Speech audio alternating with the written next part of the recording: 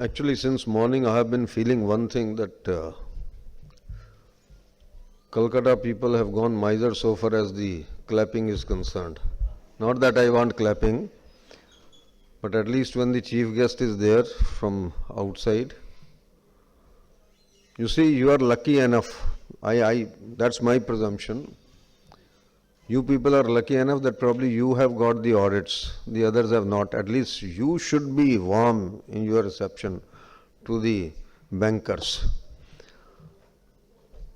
Nevertheless, let me say one thing very clearly, that I said something I couldn't have said before him, which I would never like to say when it comes to the quality before an outsider.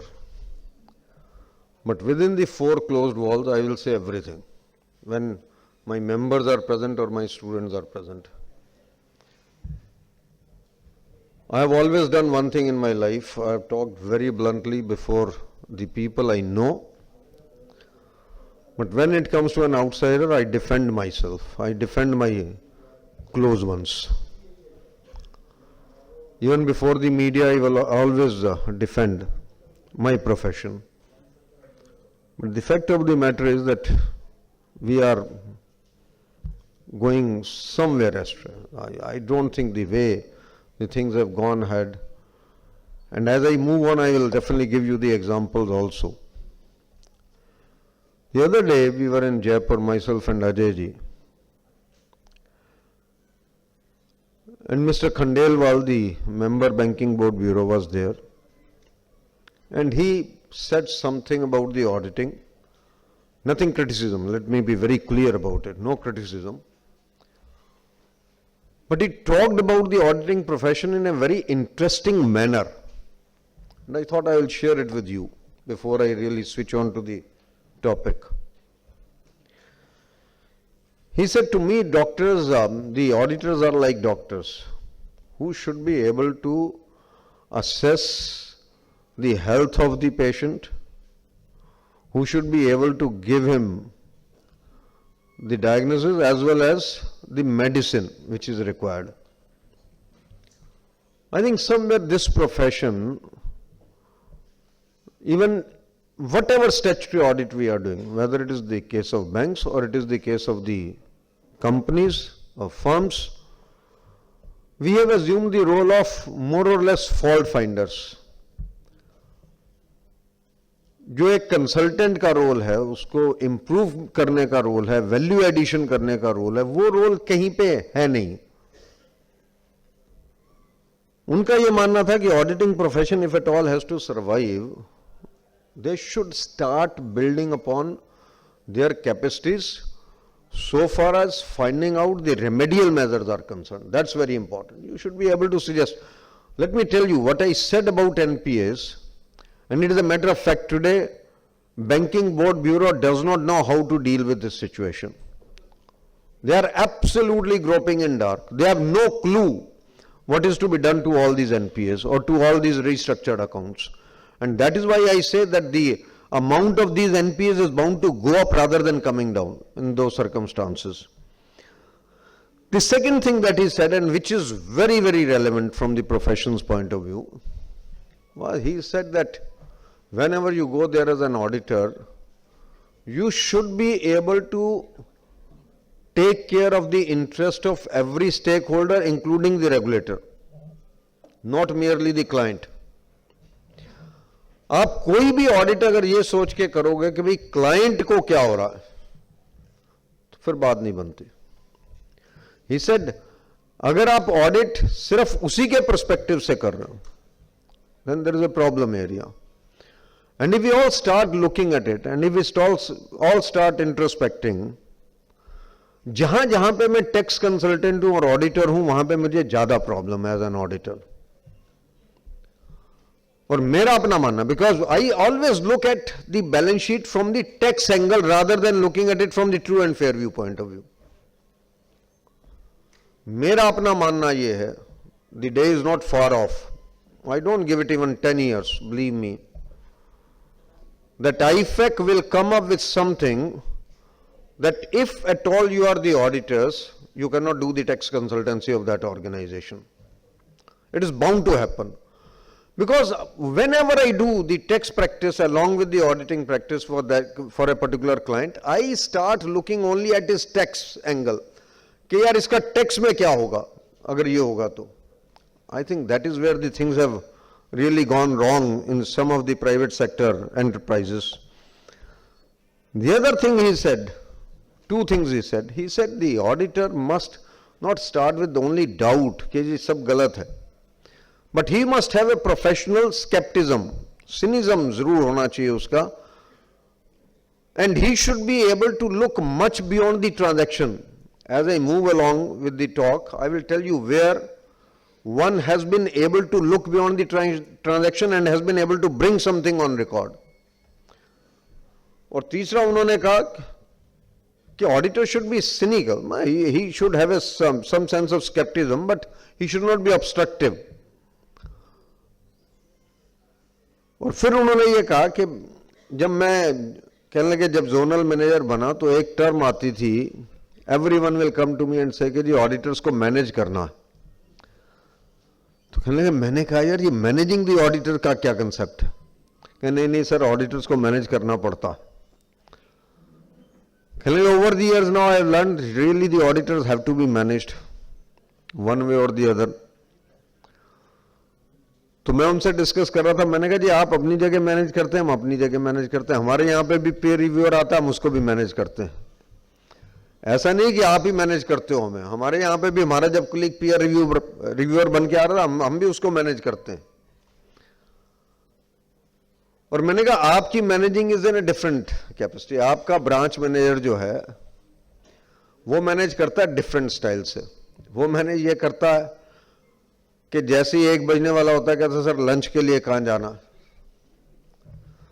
आप कहते हो यार यहीं खाना मंगवा लो. नहीं sir यहाँ आते हुए तो ठंडा हो जाता है, होटल में चलते हैं सर किसी में.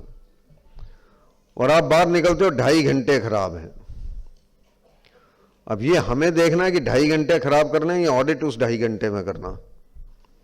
Weather he manages us or we manage him, it is a big challenge and it happens with every branch manager, you can be sure about it. वो कहेगा सर बाहर चलते हैं, यहाँ बैठ के सर ठंडा हो जाता, मजा ही नहीं आता सर खाने का. और यहाँ फिर कोई क्लाइंट आता रहेगा सर मैं I will not be able to devote time to you. He is trying to manage, he manages my articles far better than I manage them. मेरे कहने पे तो वो कोचिंग क्लासेस छोड़ते नहीं. I keep on telling them कि यार don't go to only join 1 coaching class. वो कहता है जी 3 करूंगा. मैं उसे कहता हूं सुबह 10:30 बजे आ जा, 11 बजे आ जा, 5 बजे चला जा. I am unable to manage him even within that particular period. I have sent these articles on the audit and this man comes up with a brilliant idea to them. They are able to, when they discuss, they come up with in discussion they are able to find it. आप IPCC के हो, कितने attempt ले लिया आपने. Final वाले से पूछेंगे आपने कब से ज्वाइन कर रखा है. आप कितना भी झूठ बोल लें वो निकाल लेता है कि इतने साल हो गए आपको ज्वाइन किए हो, ये आपकी एज है तो इतने साल आप लगा चुके CA के अंदर. No, he comes up with a brilliant idea.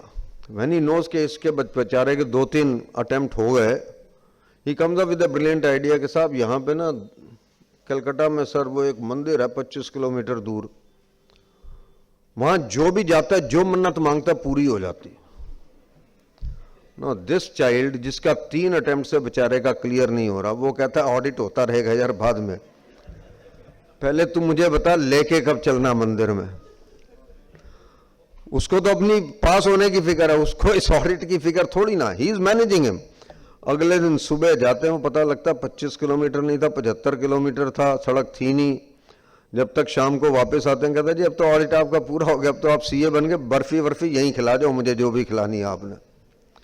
The child is very happy. He is taken in by the branch manager कि यार इसने पता नहीं मेरे को पास ही करवा दिया अगली बार, इंस्टीट्यूट ने तो पता नहीं क्या करना था. He is trying to manage them. When I reach there after 2 days, when I have sent the articles, he will start telling the praises of my articles like as if कि मेरे अपने articles नहीं थे जिनको मैं जानता था, ये कोई पड़ोसी के बच्चे भेज दिए मैंने वहां पे कि सर ये आपने क्या बच्चे भेजे सर, कमाल कर दिया.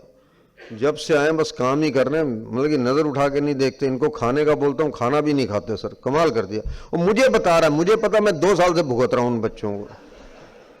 He is telling me all this stories. But the child is feeling elated.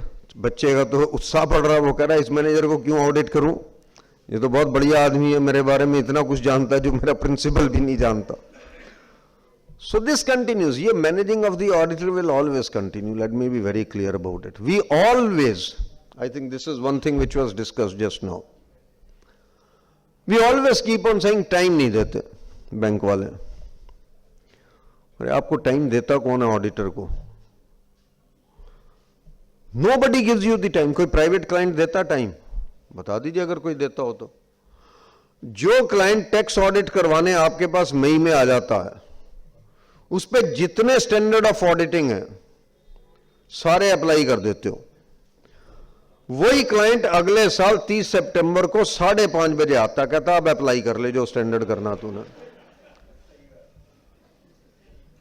उसकी भी रिटर्न नहीं रुकती, उसकी टैक्स ऑडिट रिपोर्ट नहीं रुकती, जाती है, सबकी जाती है। और जब उससे फीस मांगता हूं, वो कहता फीस किस चीज की यार, घंटे भर में तुमने मुझे बाहर कर दिया, किस चीज की फीस है? यहां पे वो क्लाइंट है जो आपको छोटी ब्रांच करने के लिए 3 दिन दे रहा होगा, मीडियम साइज ब्रांच को करने के लिए 5 से 7 दिन दे रहा है, बड़ी ब्रांच करने के लिए 10 दिन दे रहा है। फीस उस रेट पे दे रहा है जो मेरा कोई मिडिल क्लास क्लाइंट नहीं देता। कम से कम मिडिल लेवल की जो फर्म्स है उनको प्राइवेट क्लाइंट तो उस लेवल की फीस नहीं देता। हम उनको क्रिटिसाइज करते रहते हैं, टाइम नहीं देते। अरे अगर वो अपने अपॉइंटमेंट लेटर में नहीं लिखे ना कि 10 अप्रैल तक बैलेंस आपने सबमिट करनी है रिपोर्ट, तो हम तो 10 मई को भी सबमिट नहीं करें। They are bound to write के 10 अप्रैल को सबमिट कर दो रिपोर्ट, 8 अप्रैल को कर दो, उनका बस चले तो कहीं 31 मार्च को कर दो। It is for me to make sure in how much period I can do it qualitatively. I can tell you my practical experience over the last 3 decades, particularly 31 दिसंबर के बाद की। उसमें देखिए कि यह रेगुलराइज किस डेट को हुआ और कैसे हुआ, उसका वाउचर निकलवा लीजिए जिस डेट को उसमें क्रेडिट आया है। अगर वो पेमेंट, मैं पीएनबी का ऑडिट कर रहा हूं, ओबीसी से पेमेंट आई है, भूल जाइए ना, छोड़ दीजिए उसको। You only document it, working paper में रिकॉर्ड कर लो कि भाई 31 दिसंबर को इरेगुलर था, ओबीसी से पेमेंट आई, रेगुलराइज हो गया, खत्म हो गई बात। आई विल नॉट गो आफ्टर कि ओबीसी से जाके पता करूं कि इसने पेमेंट कहां से की। पर अगर पेमेंट मेरी ही ब्रांच से कहीं आई है निकल के, और उस पार्टी से आई जिसकी इसके साथ साल भर कोई डीलिंग ही नहीं थी, पेमेंट हुई और 1 अप्रैल के बाद वापस इस अकाउंट को डेबिट हो गया, उसमें क्रेडिट हो गई, तो भैया एनपी है अकाउंट, ये मान लेना आप। हर सूरत में आपको सोचने की भी जरूरत नहीं है उस अकाउंट के बारे में। अगर मेरा कैश क्रेडिट लिमिट 1 करोड़ का है, 80 लाख की मेरी डीपी है, या पहले मैं ये बोलूंगा 1 करोड़ की डीपी है, अवेल मैंने 80 लाख कर रखा है, तो मैं 20 लाख तक की इरेगुलरिटी अपने अकाउंट में, किसी और के अकाउंट में नहीं, क्लियर कर सकता हूं by issuing the cheque from the CC account. वो मेरी पावर में है, नोबडी कैन स्टॉप मी। पर अगर मेरी डीपी 80 लाख थी, लिमिट मेरी 1 करोड़ थी, अवेल मैंने 80 लाख की हुई है, तो मैं ये 20 लाख और ट्रांसफर नहीं कर सकता अपने अकाउंट में भी to clear the irregularity, because I cannot create a irregularity to solve a irregularity. किसी इरेगुलरिटी को क्लियर करने के लिए कोई और इरेगुलरिटी मैं क्रिएट नहीं कर सकता। अगर वो मैंने की है, देन दिस अकाउंट, जो पहला अकाउंट है, that will be treated as a non performing account. ये आपको केसेस मिलेंगे। I was reading one of the long form audit reports, आपको नज़ारा बता रहा हूँ, वही मैं कह रहा हूँ कि what happens in the banking industry.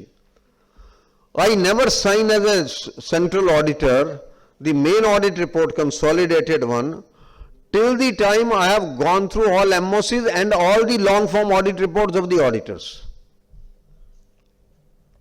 क्योंकि हर लॉन्ग फॉर्म ऑडिट रिपोर्ट में, हर का मतलब किसी ना किसी लॉन्ग फॉर्म ऑडिट रिपोर्ट में कोई ना कोई ऐसा पॉइंट मिल जाता है जिसका एमओसी मुझे देना पड़ता वहां पे बैठ के। There was a branch in Kala Amb of a particular bank, it is in Haryana, 30 crore का अकाउंट था। ब्रांच ऑडिटर अपने लॉन्ग फॉर्म ऑडिट रिपोर्ट में लिख रहा कि जी 1.5 साल से अकाउंट इरेगुलर चल रहा, और लास्ट डेट को इन्होंने उसको, उसके प्रमोटर्स को, पार्टनर्स को एक हाउसिंग लोन सैंक्शन कर दिया, और हाउसिंग लोन के प्रोसीड्स इसमें ले आए। ये खुद लिख रहा है auditor, mind it, housing loan के प्रोसीड्स डाइवर्ट किए हैं। मैं तो उसको फ्रॉड मानूंगा, डाइवर्जन ऑफ फंड, सीधी सीधी। वो यहां ले आए और वहां लिख रहा है कि in my opinion it can be classified as non performing account. Delhi का कैटेगरी 1 ऑडिटर है, माइंड इट। अब हमसे रहा नहीं गया, हमने फोन उठाया, फोन कर दिया उनको। मैंने कहा यार तुम तो कैटेगरी 1 हो, कैटेगरी 4 तो नहीं हो। 4 से तो मैं फिर एक्सपेक्ट कर लूं कि कोई गलती कर दे, आपने ये गलती क्यों की? कहने लगा जी आपको तो मैं अब एमओसी दे देता हूं। मैंने कहा आपसे मुझे अब एमओसी नहीं चाहिए, एमओसी तो मैं दूंगा आपको, I have the ability to give it, but why did you give, why didn't you do it? कहने वो ब्रांच मैनेजर ने बहुत जिल्द की सर कि लॉन्ग फॉर्म में लिख दो जी, आपका क्या जा रहा। मैंने कहा आपका जा बहुत कुछ सकता, depending upon, if I write to the bank कि साहब इसको अगली बार से नहीं देना क्योंकि इसने ब्लैटेंटली गलती की है, तो नहीं मिलेगा आपको, आई कैन चैलेंज इट। मैंने कहा but that I will not do because I will not harm your interest, but at the same time why you did it? यदि ब्रांच मैनेजर प्रिवेल्ड, फिर जोनल मैनेजर आ गया, बड़ी request की, गिड़गिड़ाए, गिड़गिड़ाएगा तो सही, वो गिड़गिड़ाने दो जिसने गिड़गिड़ाना। पहली बात तो हाउसिंग लोन जिस पर्पज के लिए, इसका मतलब हाउस तो उसने खरीदना ही नहीं था किसी भी सूरत में। इससे बड़ा कोई और इंस्टेंस नहीं हो सकता गलती करने का। ये अकाउंट हमने वहां पे बैठ के एनपीए किया, सर्कल ऑफिस में बैठ के, और ये एक अकाउंट बता रहा हूं सिर्फ, ऐसे और भी अकाउंट्स हैं। सो मेरी आपसे ये विनती है कि जब आप इर्रेगुलर एडवांसेस से स्टेटमेंट ऑफ एडवांसेस में प्लॉट करें, एनपीए जो हो गया वो ठीक है, जो नहीं हुआ उसका इर्रेगुलरिटी किस दिन को क्लियर हुई, कहां से क्लियर हुई, वो देख लीजिएगा। और अगर वो जेन्युइन सोर्सेज से क्लियर हुई तो मुझे कोई दिक्कत नहीं, एब्सोल्युटली नॉट एन इशू। मेरा कोई ये शौक नहीं कि मुझे एमओसी देना है, पर मुझे ये शौक जरूर है कि अगर गलती उन्होंने की है तो मैं उसको पकड़ के जरूर उसका एमओसी दूंगा, ये शौक तो है। आई will not leave it behind. Another point that friends one will like to say is still remain only on statement of advances, don't get into the ledger। 4 या 5 घंटे जो वो स्टेटमेंट ऑफ एडवांसेस आपको दे रहा, उसको अच्छी तरह से गौर फरमा लीजिए कि उसमें लिखा क्या है, स्क्रूटिनाइज दैट। और एक चीज जरूर कर लीजिए, जो इस साल सब स्टैंडर्ड हुआ है, जो इस साल वो सब स्टैंडर्ड दिखा रहा है, जिसको वो सब स्टैंडर्ड दिखा रहा है इस साल के अंदर, पिछले साल के सब स्टैंडर्ड की लिस्ट ले लीजिए उससे। मैं पहले सब स्टैंडर्ड की बात कर रहा हूं, सिर्फ सब standard, I am not talking of doubtful. सब स्टैंडर्ड की पिछले साल की लिस्ट और सब स्टैंडर्ड की इस साल की लिस्ट कंपेयर कर लीजिएगा। आपको 2-3 अकाउंट ऐसे मिल जाएंगे जो पिछले साल भी सब स्टैंडर्ड थे और इस साल भी सब स्टैंडर्ड है, क्योंकि बैंकों ने इतना गजब का काम कर रखा है। हम सब कहते हैं सीबीएस ड्रिवन है, सिस्टम ड्रिवन है, कोई सिस्टम ड्रिवन नहीं है, इट इज सब इंटेंशनल ड्रिवन। वही अकाउंट साल भर पहले सब स्टैंडर्ड था, वही उससे पिछले साल में सब स्टैंडर्ड था, जाना चाहिए D2 में, खड़ा हुआ वो सब स्टैंडर्ड में। तो जो प्रोविजन करवाना हो करवा दीजिए। और इससे ज्यादा जो बात है, अगर ऐसी गलती मिल जाए तो इसका मतलब यह है कि डेटा इंटीग्रिटी इज डाउटफुल। उसके बाद तो आपकी चेकिंग बहुत वास्ट होनी चाहिए ऐसे केस में। इसका मतलब यह है कि उनकी नीयत ही है कि आपसे छुपाना बेसिकली। तो get into that particular part. Another point that one will like to say is कि टर्म लोन्स जो हैं, just have a cursory look on the term loans। Term loans में बकायदा लिखा रहता है डेट ऑफ सैंक्शन क्या है, डेट ऑफ डिसबर्सल क्या है, टर्म्स ऑफ रीपेमेंट क्या है, कितने इक्वेटेड मंथली इंस्टॉलमेंट में रीपे होना है इसे, या क्वार्टरली में होना। 7 साल पहले आपने दिया था कोई लोन, 5वें साल में आप ऑडिट कर रहे हो, इक्वेटेड मंथली या क्वार्टरली इंस्टॉलमेंट में आना था, अभी भी 50% ड्यू पड़ा है, तो भैया परफॉर्मिंग कैसे हो सकता? हो ही नहीं सकता ना। इसके लिए लेजर में घुसने की जरूरत नहीं है। No way this account can be a performing account. पकड़ के बैठ जाइए, फिर उसका लेजर कॉपी निकलवानी हो तो निकलवा लीजिए। उसके पास कोई चारा ही नहीं है उसको एनपीए करने के अलावा। पर हम लेजर को देखते रहते हैं, लेजर के लिए तो बहुत लंबा सफर है, इसको करने के लिए कोई सफर नहीं है। जहां कहीं पे स्टेटमेंट ऑफ एडवांसेस में आपको वर्ड नजर आ जाए FITL, funded interest term loan, ये सब आपको वो टोट के दे रहा हूं, नुस्खे दे रहा हूं, जो शायद पहले दिन आपका कोई ना कोई MOC तैयार होगा। FITL अगर वर्ड कहीं पे लिखा हुआ है और आउटस्टैंडिंग है उस अकाउंट में, तो ये पूछ लीजिए कि इसके अगेंस्ट 100% लायबिलिटी खड़ी कर रखी या नहीं कर रखी। क्योंकि व्हाट इज FITL? जो मेरा इंटरेस्ट रिकवर नहीं हुआ था और मैंने डेबिट कर दिया था पार्टी को और इनकम में ले गया था, उसको मैंने कार्व आउट करके funded interest term loan create कर दिया। प्रूडेंशियल नॉर्म ये कहती है कि भाई अनरियलाइज्ड इंटरेस्ट आप रिकॉग्नाइज हुआ तो गलत हुआ, उसके अगेंस्ट लायबिलिटी क्रिएट करनी है, आपको प्रोविजन क्रिएट करना। आपको ये पूछना जितने का FITL खड़ा उतने का प्रोविजन चाहिए मुझे उसके अगेंस्ट खड़ा हुआ, नहीं खड़ा हुआ MOC ठोक दीजिए पढ़ देने से, कोई सोचने की बात ही नहीं है किसी भी सूरत में। जो जो अकाउंट सब स्टैंडर्ड इस साल में दिखा रहा है उनके अकाउंट जरूर निकलवा लीजिए और ये देख लीजिए जो उसका अनरियलाइज्ड अमाउंट ऑफ इंटरेस्ट था वो रिवर्स हुआ या नहीं हुआ। मजेदारी की बात यह है, बैंकिंग इंडस्ट्री में NPA कैटेगराइज कर देते हैं, इंटरेस्ट रिवर्स नहीं करते। It's a major problem in the banking industry, क्योंकि इंटरेस्ट रिवर्स करते ही दिक्कत है, इनकम जाती है। प्रोविजन वो ठोक देगा आपको 15% का, कोई दिक्कत नहीं है, पर इंटरेस्ट जो अनरियलाइज है वो रिवर्स नहीं करता। अब वो इसमें ये हो सकता है आप कहोगे जी सिस्टम रिवर्स कर देगा। अब सिस्टम रिवर्स तभी करेगा अगर आप सिस्टम को रिवर्स करने दे रहे हो। Let me very clear about it. हाँ जी, आप कुछ कहना चाह रहे हैं? Funded interest term loan, funded interest term loan वो पार्ट है जो आपने कभी किसी पार्टी के अकाउंट में इंटरेस्ट डेबिट करते रहे और इंटरेस्ट नहीं आया था, आपने अकाउंट को रिस्ट्रक्चर कर दिया। रिस्ट्रक्चर करके स्टैंडर्ड हो सकता है, मुझे कोई दिक्कत नहीं है, पर जितना FITL आपने क्रिएट किया उसके अगेंस्ट 100% प्रोविजन चाहिए, because I cannot recognise an interest which was not realised. इसलिए उसके अगेंस्ट 100% प्रोविजन मुझे सामने खड़ा होना चाहिए। स्टेटमेंट ऑफ एडवांस में अगर आपको यह लिखा हुआ मिलता है कहीं पे, जो मिलेगा आपको, यह भी बता सकता हूं, LCs devolved, guarantees invoked and paid, bank guarantees invoked and paid, तो ये उसने कंट्रोल अकाउंट ऑपरेट कर दिया। जितनी भी एलसीज डिवॉल्व हुई हैं उनका, या जितनी भी बैंक गारंटी इन्वोक हुई है उनका, होना यह चाहिए था कि जिस वक्त मेरी एलसी डिवॉल्व हुई थी, ये कहां जानी चाहिए थी? पार्टी के कैश क्रेडिट अकाउंट में डेबिट हो जाती जाके। वो मैंने कैश क्रेडिट में एक प्रोसीजर बनाया कि कैश क्रेडिट में मैं इसको डेबिट नहीं करूंगा, I will keep it separate. उसका पर्पज है, वो कहता है जी मेरा पर्पज इसको कंट्रोल करने का, मेरा पर्पज एज एन ऑडिटर ये आइडेंटिफाई करने का है कि जिस दिन ये डिवॉल्व हुई थी अगर मैं इसको सीसी में डेबिट कर देता, उसके बाद अकाउंट 90 दिन तक इर्रेगुलर रहता या नहीं रहता।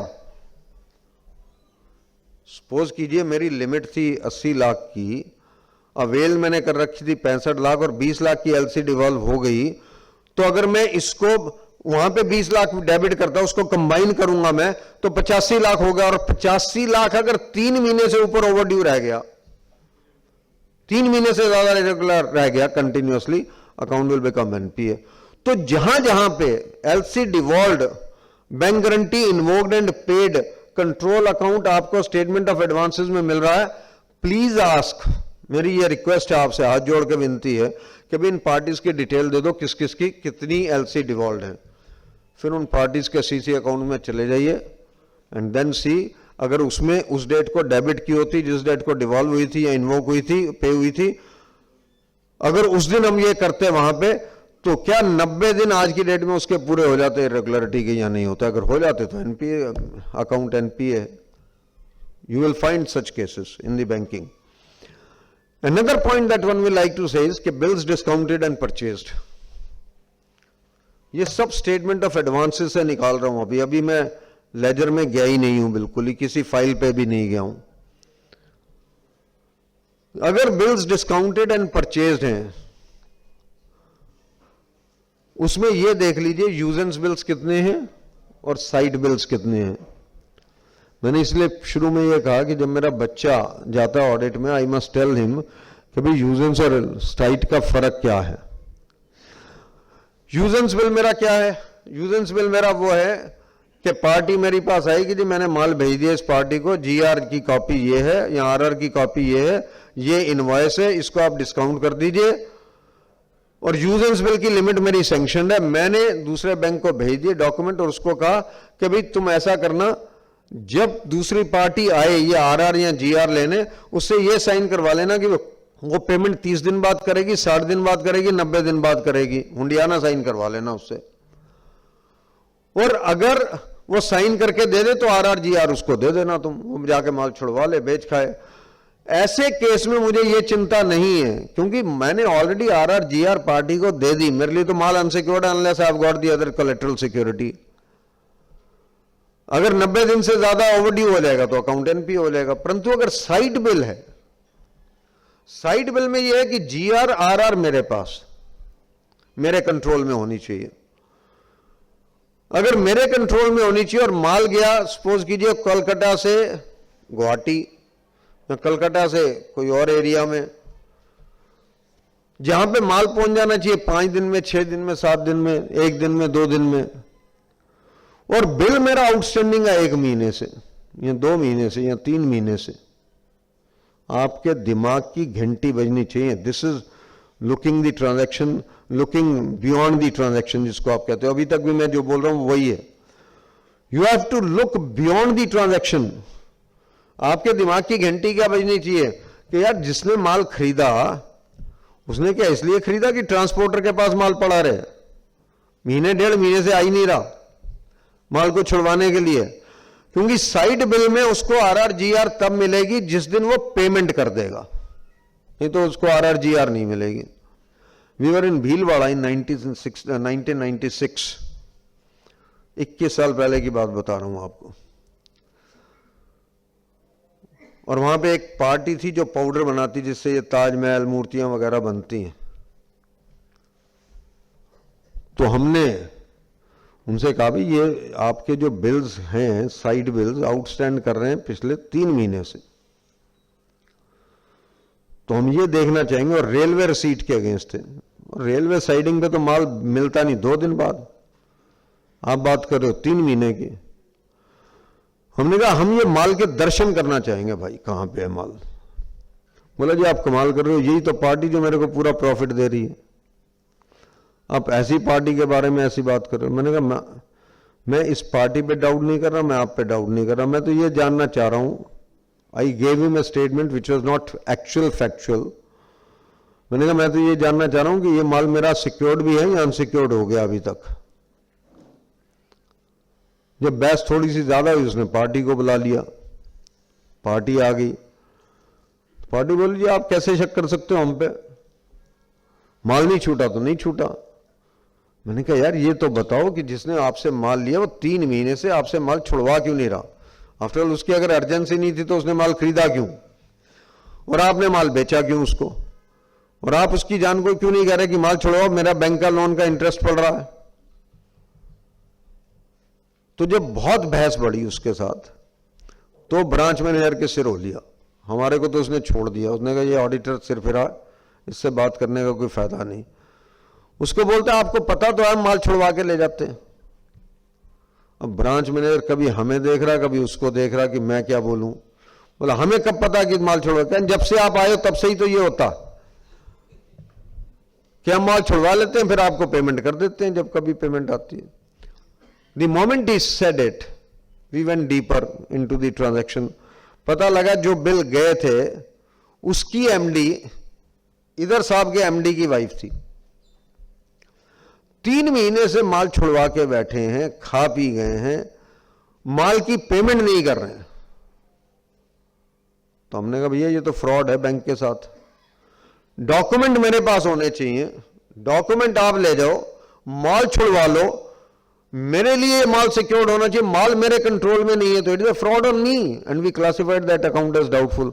हेड ऑफिस तक गया, head office was ultimately convinced and the account was categorised as doubtful.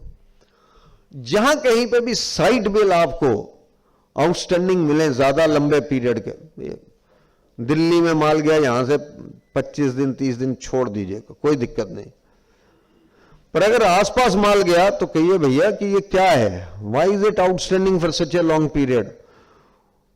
और अगर आपका कोई वहां पे भाई बंद हो तो उसे कहिए हमारा जो भाई बंद है वहां पे जाके ना ट्रांसपोर्टर के यहाँ माल वेरीफाई करना चाहता। और ये नहीं कि वो सिर्फ बोरे दिखा दे आपको, बोरों को हाथ वाथ लगा लीजिएगा, पता लगे अंदर गत्ता ही और कुछ है ही नहीं। Everything is possible in this trade, mind it.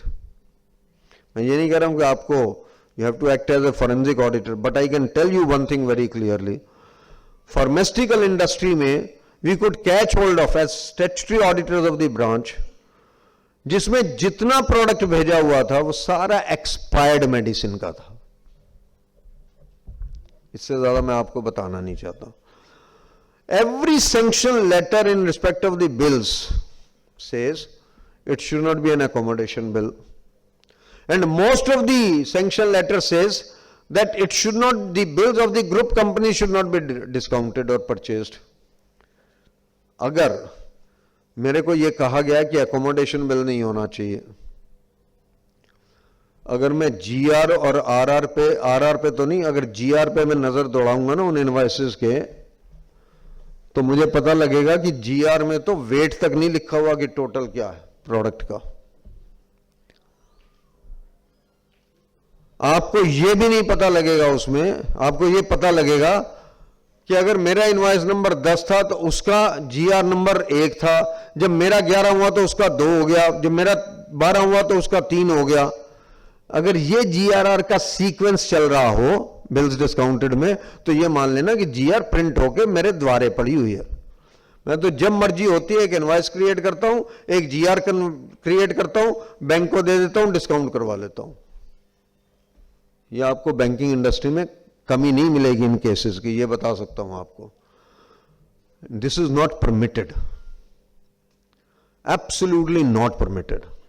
ये फ्रॉड है इफ यू आस्क मी।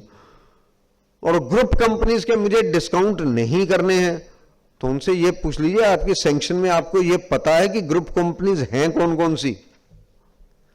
अगर आपने यही डिटेल में ले रखी कि ग्रुप कंपनीज कौन कौन सी हैं, तो आप ये कैसे कहते हो कि भाई ग्रुप कंपनीज के डिस्काउंट नहीं हुआ। कम से कम लॉन्ग फॉर्म का पॉइंट तो है, बाकी किसी चीज का ना भी हो आपके तो उसको लॉन्ग फॉर्म में डाल दीजिएगा।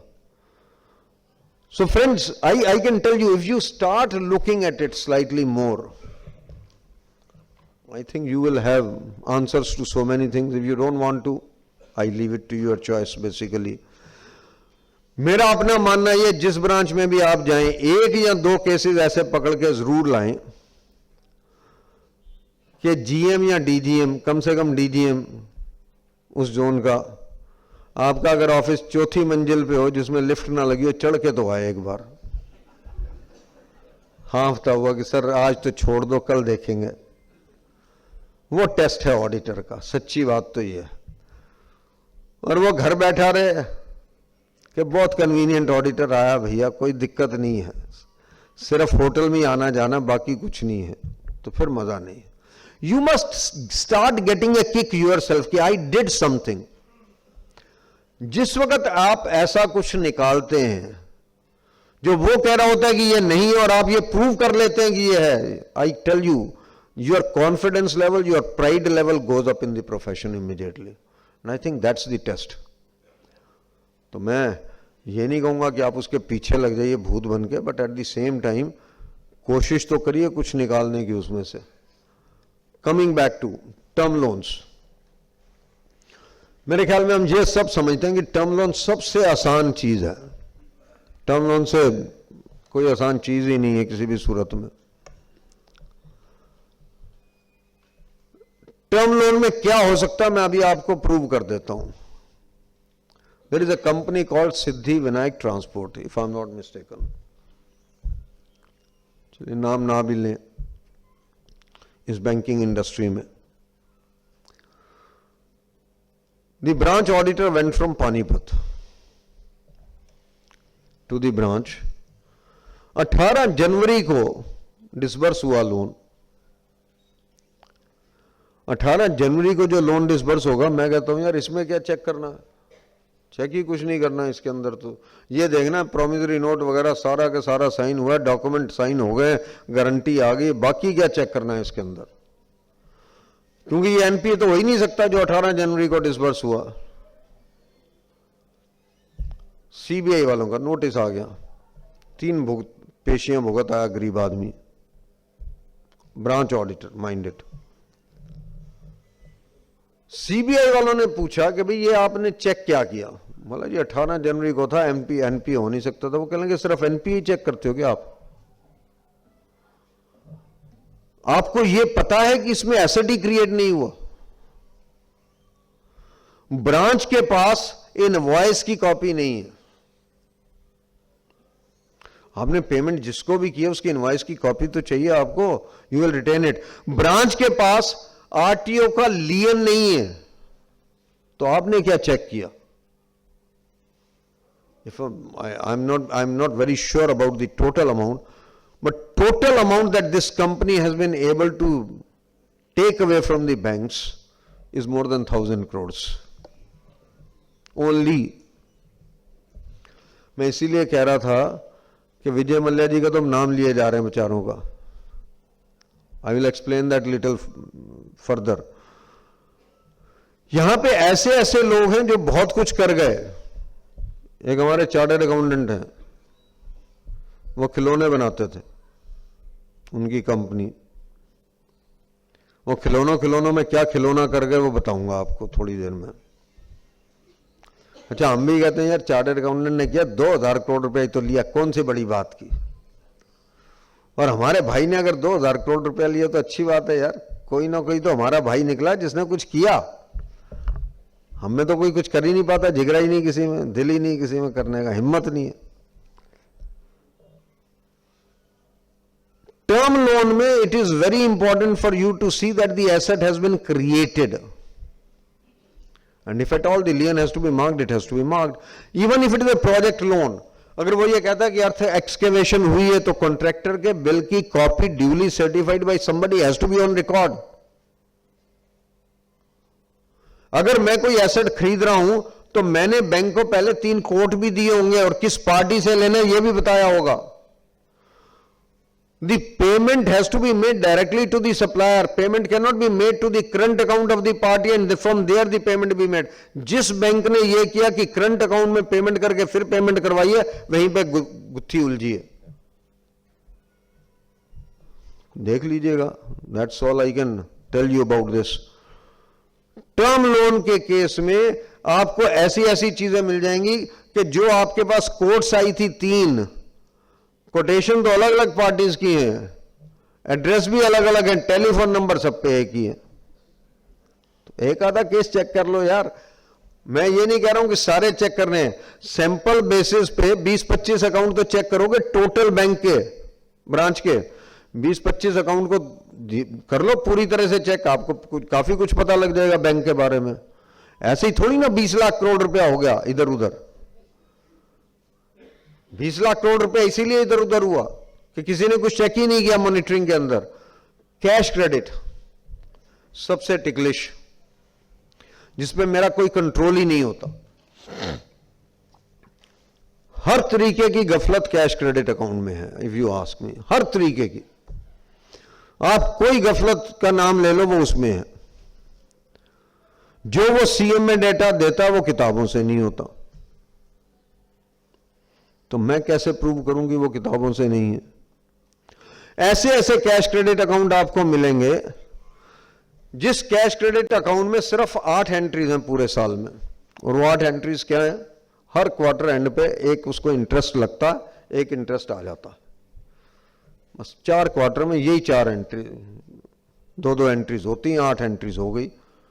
अरे भाई मैंने वर्किंग कैपिटल लोन दिया हुआ, मैंने कोई उसको वो थोड़ी ना दे रखा है कि तू जो मर्जी करता रहा इसके साथ.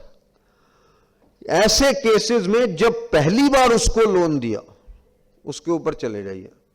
जब पहली बार दिया वो देखिए कि उसने तब चेक किसको इशू किया था। अगर तब उसने एक्चुअल में वर्किंग कैपिटल की जगह कैपिटल एसेट के लिए चेक इशू किया हुआ है, फिर तो डाइवर्जन है, विलफुल डिफॉल्ट है, सीधा डाउटफुल में डाल देना उसको लाके।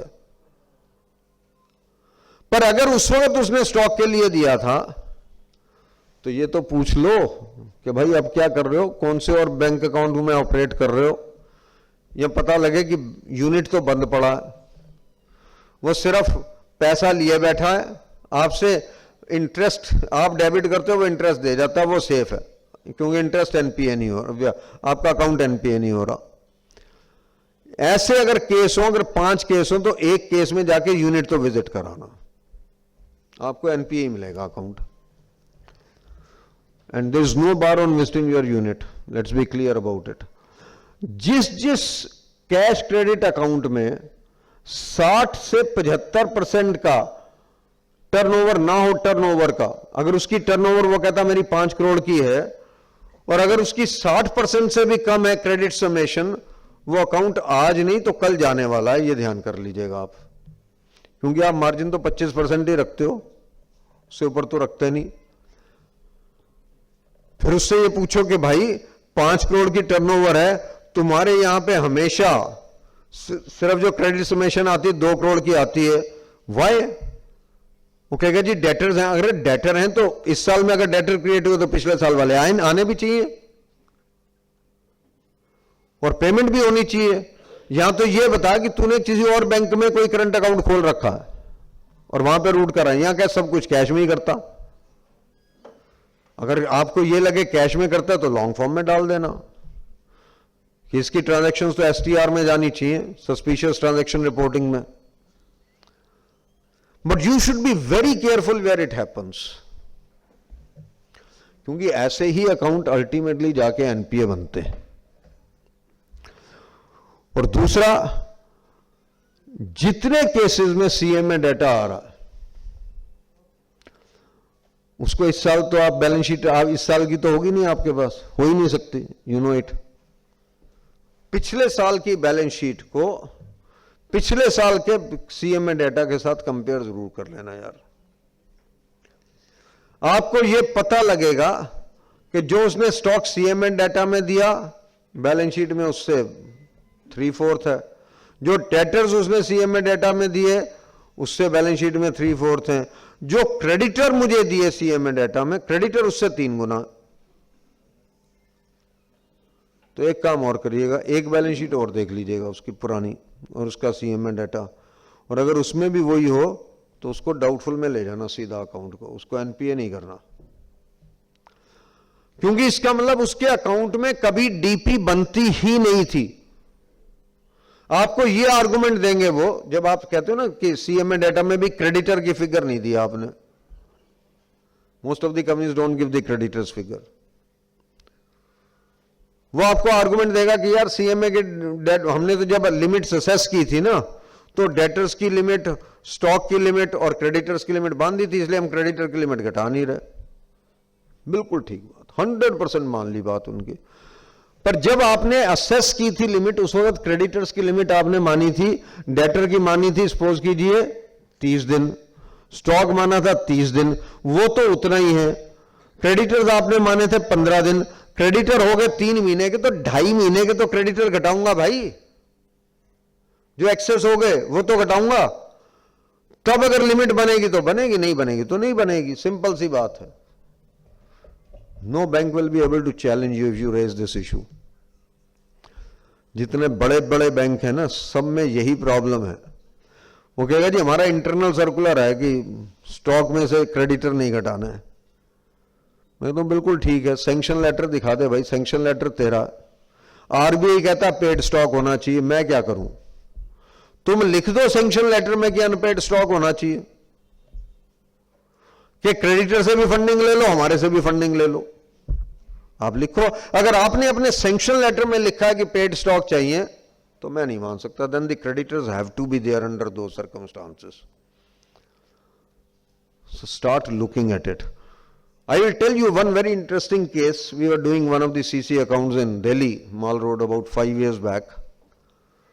वो ज्वेलरी में भी डील करते थे, वो इलेक्ट्रिकल गुड्स में डील करते थे। सैंक्शन लेटर में लिखा हुआ था 90% of the limits are for the electrical goods and 10% for the jewellery. Limits are non interchangeable.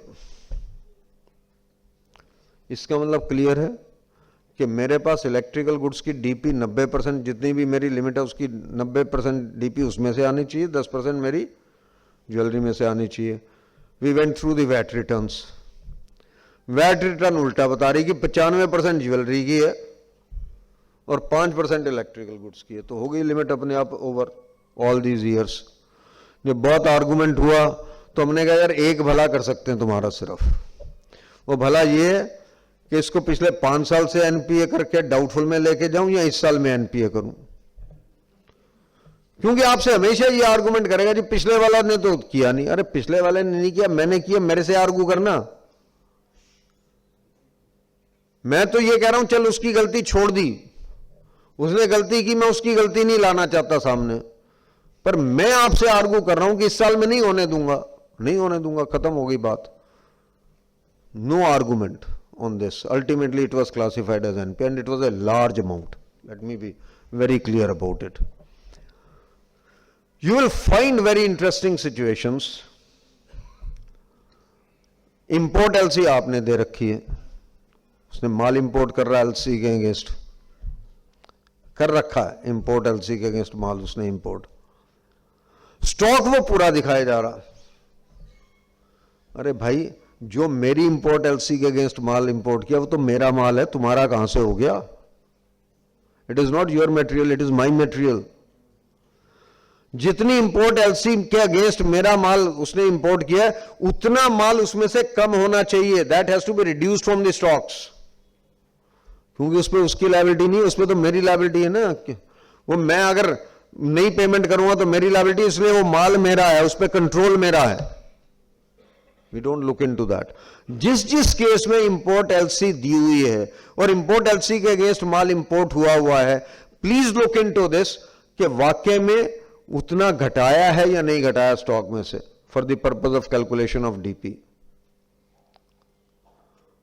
We had a wonderful experience in the rice industry. Now I'm telling you something where you again go beyond the transaction. 2 साल पहले we were doing one of the branches in Sonipat. तो हमें एक ही चीज ने hit किया. I think it should hit any one of you for that matter. इस शख्स ने 850 करोड़ रुपए की बैंकिंग इंडस्ट्री से लिमिट ले रखी है पैकिंग क्रेडिट की. पैकिंग क्रेडिट की डिफरेंट बैंक से, पब्लिक सेक्टर बैंक से, किसी से 150, किसी से 200, किसी से 100, किसी से 50, 9-10 बैंक ओपन कर रखे हैं. पर पोस्ट शिपमेंट क्रेडिट सिर्फ एक छोटे से प्राइवेट सेक्टर बैंक से, जिसका नाम भी हम नहीं सुनते. सच्ची बात तो ये, ना HDFC है, ना ICICI है, ना एक्सिस बैंक है, अब जी ना फेडरल बैंक है. अगर ये नहीं है तो आप समझ लो कौन सा बैंक हो सकता है. मैं इतना ही कह के छोड़ देता हूं. हमने कहा यार ऐसा कौन सा पब्लिक सेक्टर बैंक है जिसने इस पार्टी को प्री शिपमेंट क्रेडिट तो दिया पर पोस्ट शिपमेंट क्रेडिट नहीं दिया. क्योंकि हर बैंक ये चाहेगा कि प्री शिपमेंट अगर मैंने दिया तो पोस्ट शिपमेंट भी मैं दूं, ताकि ये माल एक्सपोर्ट करे, मेरे से बिल डिस्काउंट करवाए, मैं इसका प्री शिपमेंट एक्सटिंग्विश कर दूं, पोस्ट शिपमेंट खड़ा हो ले. तो we said we like to visit the unit. जिस दिन हमने यूनिट विजिट किया, वो जिसके पास ये पासवर्ड है ना, वो जी आज छुट्टी पे है.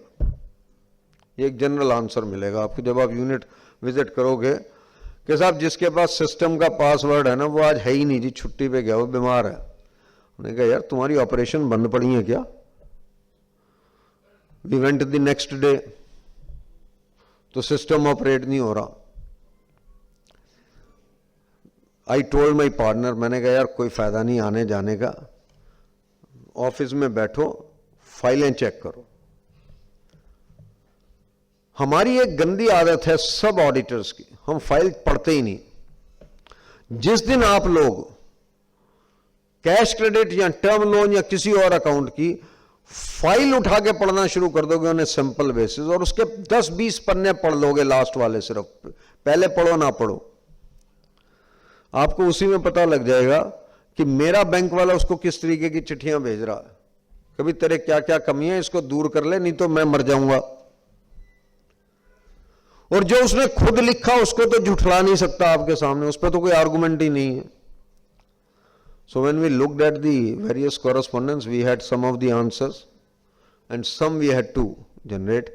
उसमें लिखा हुआ है कि राइस के प्राइसेस पिछले 3 साल में बहुत गिर गए हैं, राइस यूनिट्स की हालत बहुत खराब है, राइस इंडस्ट्री की हालत बहुत खराब है। We started getting some hints. हमें यह समझ आ गया कि इसको पिछले सालों में कुछ लॉसेस हुए राइस में, पर इसने वैल्यूएशन के अंदर गफलत कर रखी है पूरी। फिर हमने और पढ़ना शुरू किया। अगर मेरा स्टॉक लेवल होना चाहिए था 1 महीने का और डेटर लेवल और होने चाहिए थे 45 दिन के, तो 2.5 महीने की मेरी करंट एसेट्स होनी चाहिए थी ऑफ द टर्नओवर। मेरी करंट एसेट्स पहुंची हुई है 90% ऑफ द टर्नओवर।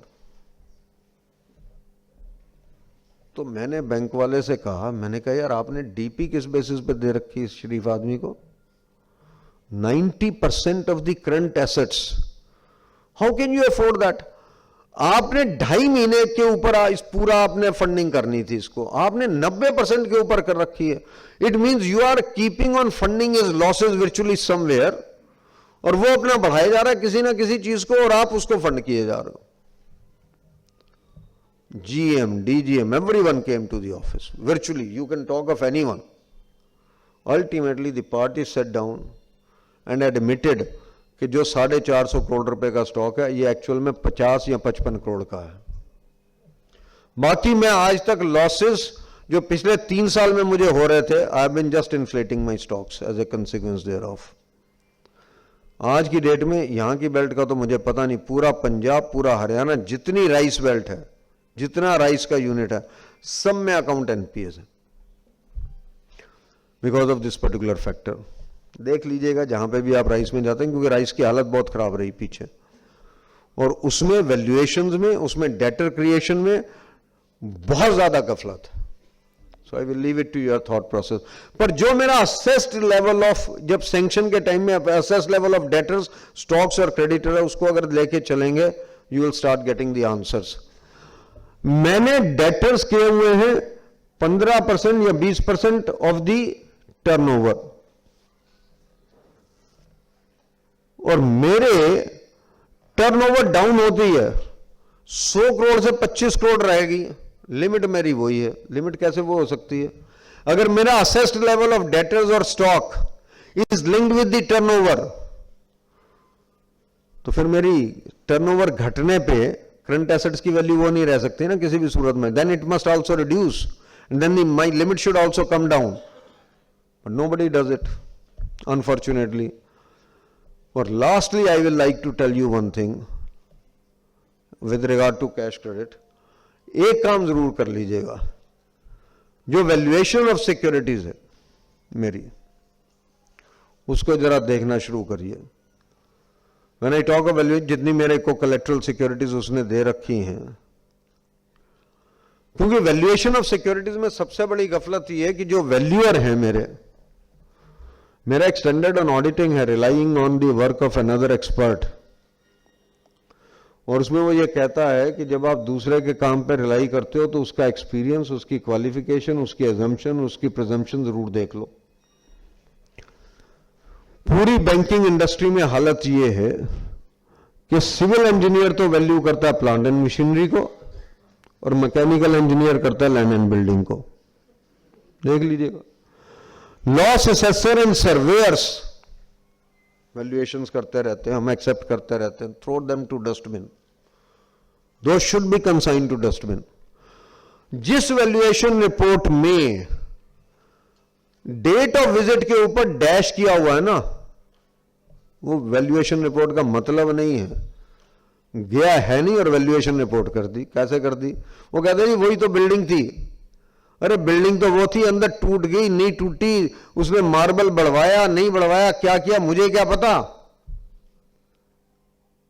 ऐसी ऐसी प्रॉपर्टीज की वैल्यूएशंस हुई हैं, रीवैल्यूएशन की हुई हैं, बैंक ने अपने आप की हुई हैं। बैंक ने मतलब कि बैंक्स ने अपने प्रॉपर्टीज की वैल्यूएशंस की हुई है किसी, वो आपको देखने की जरूरत नहीं है क्योंकि वो सेंट्रल स्टैट्यूटरी ऑडिटर का है area, but I am just telling you what happens कि आपके नॉर्थ ईस्ट में प्रॉपर्टीज अलॉट हुई बैंक को और उन्होंने लिख के दिया हुआ है कि आप इसको बेच नहीं सकते, अगर आपने इसको बेचना होगा तो गवर्नमेंट को वापस करना पड़ेगा, तो उसकी मार्केट वैल्यू कैसे निकलेगी? हो ही नहीं सकती रीवैल्यू, कर रखी है और टीयर कैपिटल भी क्रिएट वो कर रखी है, ट्रीट कर रखी है, किसी ने पूछा ही नहीं कभी, but someone of us has to raise the voice. Similarly अगर आपके किसी ऐसी प्रॉपर्टी की रिवैल्यूएशन हो रही है या वैल्यूएशन करके दे रहा है क्लाइंट या वैल्यूअर जो बिक नहीं सकती किसी कोवेनेंट की वजह से, तो आप देख लीजिए उसको, I will leave the choice to you basically. या ऐसी प्रॉपर्टीज होंगी जिसके अगेंस्ट म्युनिसिपल टैक्सेस के एरियाज खड़े हैं, तो उसमें से घटना चाहिए। And today the value of the property is not to be the market value, it has to be at what it can be realised particularly under distress sale. 20-25% कम होगी कम से कम, मार्केट वैल्यू लिखा हुआ तो उसका कोई मतलब नहीं है किसी भी सूरत में। और दूसरा जो अजम्पशन प्रिजम्पशन की मैं बात कर रहा था, कलकत्ता में ऐसी जगह जरूर हैं, दिल्ली में भी हैं, नया बाजार, सदर बाजार, चांदनी चौक, प्रॉपर्टीज एक एक प्रॉपर्टी में 50-50 टेनेंट बैठे हैं, साल का किराया 50,000 रुपया नहीं है, लैंड एंड बिल्डिंग मेथड पे वैल्यू करके 25 करोड़ लिख देता, कैसे लिख देगा? You can't do it, no way this property can be sold for 25 crore rupees, खाली नहीं हो सकती ये प्रॉपर्टी तो। और अगर होगी तो कितना पैसा टेनेंट्स को देना पड़ेगा वो बता दीजिए। I think these are some of the issues that you must start looking at. That's my humble request to you. और एक काम और कर लीजिएगा कैश क्रेडिट अकाउंट में, कम से कम एक केस कंपनी का जरूर उठाइएगा, अगर कंपनी 5-6 हैं तो।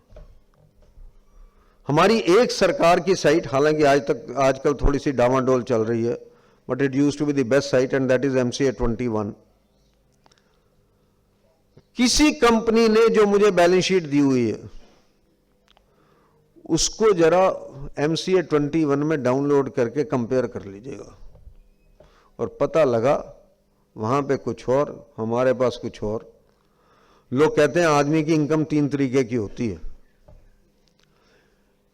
एक तो वो जो एक्चुअल है, एक तो वो जो उसकी बीबी अपने पड़ोसियों को बताती है, और एक वो जो अपनी इनकम बीबी को बताता है बेसिकली। तो सिमिलरली बैलेंस शीट भी कितनी भी तरह की हो सकती है, एक इनकम टैक्स की हो सकती है, एक एक्चुअल हो सकती है, एक बैंक के लिए हो सकती है, हर तरीके की बैलेंस शीट अवेलेबल है। बंदा वही होता साइन करने वाला, अनफॉर्चुनेटली वो अलग अलग नहीं होते। There is a company of diamond merchants in Delhi, one of the statutory branch auditors reported कि मैंने इसको डाउनलोड किया और इसमें स्टॉक की वैल्यू अलग निकली। I was on the board of one of the banks at that time and we made that company exit the bank. We said you can not remain with this bank and I was reading in the list of the wilful defaulters which has been just released, that party is one of the parties now. तो आप अगर जाएंगे देखेंगे, क्योंकि integrity of the part is very important. जो बंदा figure change कर रहा है ना वो बड़ा खतरनाक है, उस पर आप रिलाई नहीं कर सकते किसी भी सूरत के अंदर। Before I go to the other loan accounts, I will touch upon demonetization. जो आपने कंपनीज में और फर्म्स में चेक करना वो तो मैंने आपको बता दिया। जो आपने बैंक्स में चेक करना है in little bit of detail, I will be very crisp and short, detailed will be done by Ajay ji. सिर्फ 60 सर्कुलर हैं, दिन खत्म होता नहीं था नया सर्कुलर आ जाता था।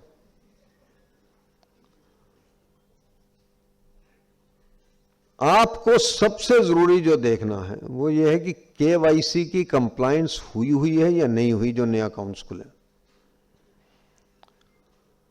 अगर KYC की कंप्लायंस नहीं हुई तो किस तरीके की गफलत उसमें होगी, किस तरीके से पैसा आके सन्ड्री में बैठ के और फिर वापस चला गया, वो आपको अजय जी बता देंगे क्या कुछ हुआ डिमोनेटाइजेशन के अंदर बैंक्स में।